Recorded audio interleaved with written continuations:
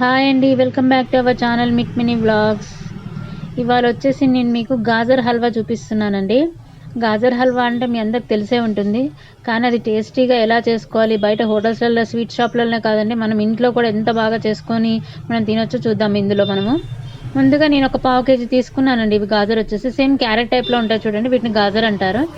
వీటిని పీలర్ ఇలా పొట్టు పీలర్తో కాకుండా ఇలా చాకుతో ఇలా రుద్దాలండి. గీకుతుంటే మనకి ఏమైతుంటే పల్చగా పొట్టు వెళ్ళిపోతుంది, వాటిలో రూట్స్ లాగా ఉంటాయి, అవి కూడా వెళ్ళిపోతాయి. అలా గీకాలండి వీటిని. ఇప్పుడు నేను గీకాను, చూసారు కదా ఎంత నీట్గా వచ్చేసిందో. ఇలా ఉండాలండి. వీటిని కట్ చేసుకోవద్దండి, తురుముకోవద్దు, డిఫరెంట్ స్టైల్లో చేసుకోవాలి వీటిని ముక్కలుగా. మీకు అది కూడా చూపిస్తాను నేను.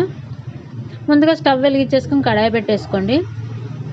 అందులోకి మీరు సరిపడా ఎంత నెయ్యి కావాలనుకుంటారో అంత నెయ్యి యాడ్ చేసుకోండి. నేనైతే పావు కేజీ కాయలు తీసేసుకున్నాను.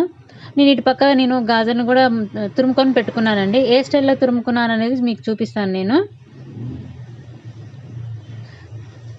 చూసారు కదా, ఇలా చేసుకోవాలండి.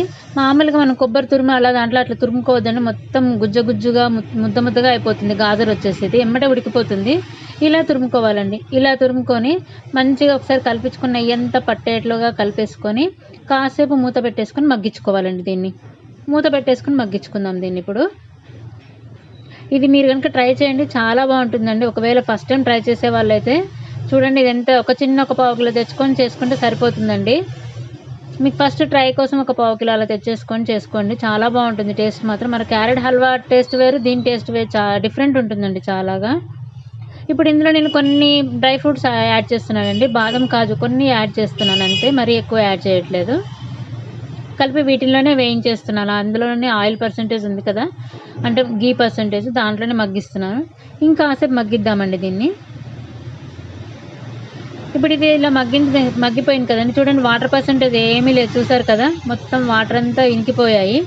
ఇప్పుడు మనం ఏం చేయాలంటే దీంట్లో కొన్ని పాలు యాడ్ చేద్దామండి.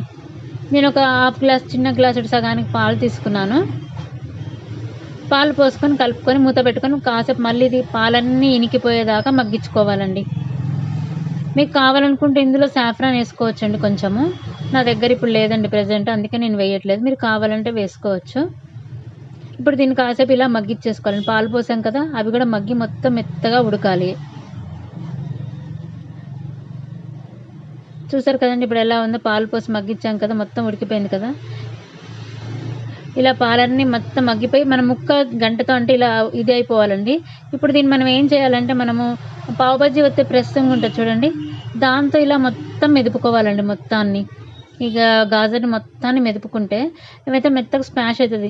ఈ గాజర్లో ఉన్నది ఏంటంటే మరీ మెత్త గుజ్జులా కావద్దండి, మరీ ఎక్కువ ఇదిలాగా ఉండద్దు, గాజర్ ఉండద్దు. ఇలా కొంచెం కచ్చా పచ్చాగా ఉంటేనే దీనికి టేస్ట్ అండి, ఈ హల్వాకి.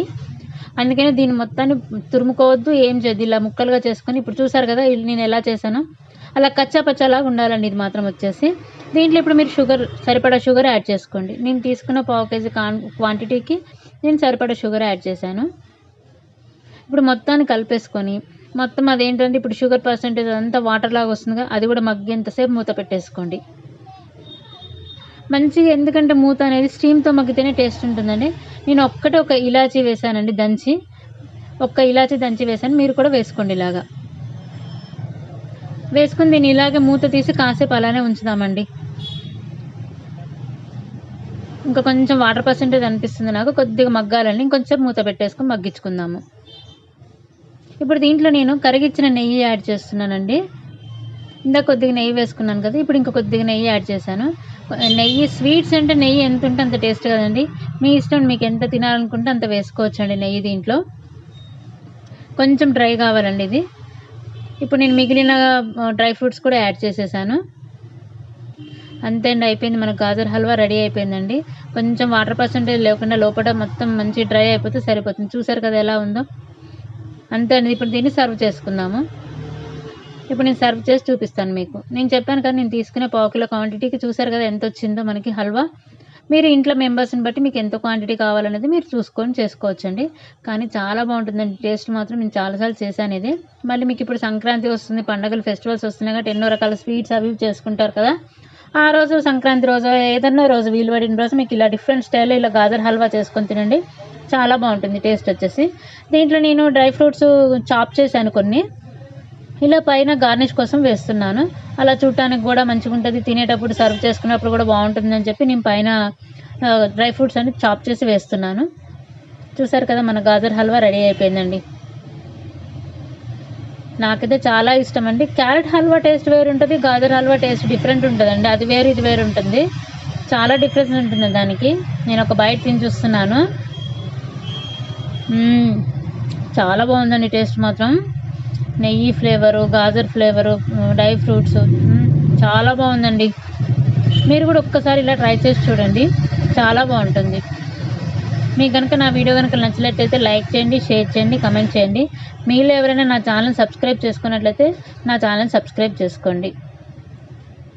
మీరు కూడా ఒక్కసారి తెలియని వాళ్ళు ఉంటే ఇలా ట్రై చేసి చూడండి, సూపర్గా ఉంది. ఎమ్మీ టేస్ట్ అండి gajar halwa. Thank you for watching video.